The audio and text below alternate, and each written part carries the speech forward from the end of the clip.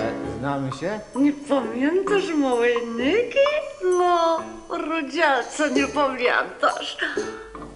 Pani jest prostytutką? Nie, pizzę przywiozłam. Pizzę? Pizzę. Gdzie jest? A co gdzie jest? Pani pizza. Kto to jest? Nie znasz jej.